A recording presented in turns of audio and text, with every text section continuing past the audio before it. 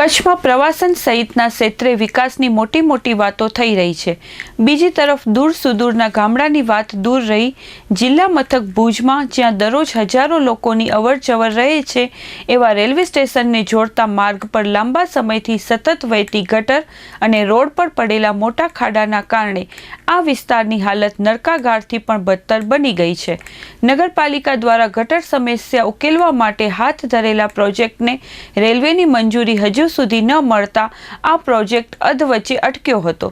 જો કે હવે તે કામને મંજૂરી મળી જતા આગામી ટૂંક સમયમાં લોકોના પ્રશ્નનો ઉકેલ આવી જશે, તેમ ભુજના પ્રાંત અધિકારી શ્રી અનિલ જાદવે ચંચળ ન્યૂઝ સાથે વાત કરતા જણાવ્યું હતું। જે અત્યારે શેખપર ફળિયા પાસે જે ગટર ઉભરાઈ છે, પ્રશ્ન એ છે કે ભુજના 60% પાણીનો જે એન્ડ છે એ જગ્યા છે।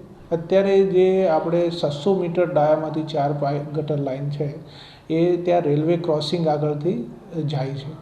અત્યારે રેલવે નવું કન્સ્ટ્રક્શન કરી રહ્યું છે, એના લીધે પાણી જે જવું જોઈએ નથી જતું અને પ્લસ મેન્ટેનન્સ કરવામાં તકલીફ પડી રહી છે, જોઈએ એવું મેન્ટેનન્સ થતું નથી।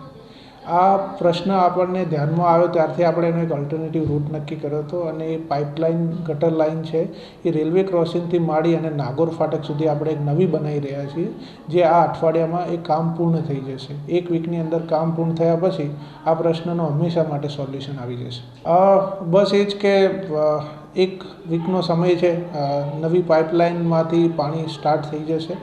પછી જે આ અત્યારે આપણને જે એક જ પાઇપલાઇન પર જે આટલો બધો લોડ આવે છે નહીં આવે, એના લીધે પછી આ પ્રશ્ન સોલ્વ થઈ જશે। બસ સતત પ્રયાસ છે કે આ વીક જ્યાર સુધી ન થાય નવી ગટર લાઇન સ્ટાર્ટ, ત્યાર સુધી આપણે કન્ટિન્યુઅસ ત્યાં સફાઈ રહેશે અને જે ગટર લાઇનનું મેન્ટેનન્સનું કામ હોવું જોઈએ સતત ત્યાં આપણે કરતા રહીશું।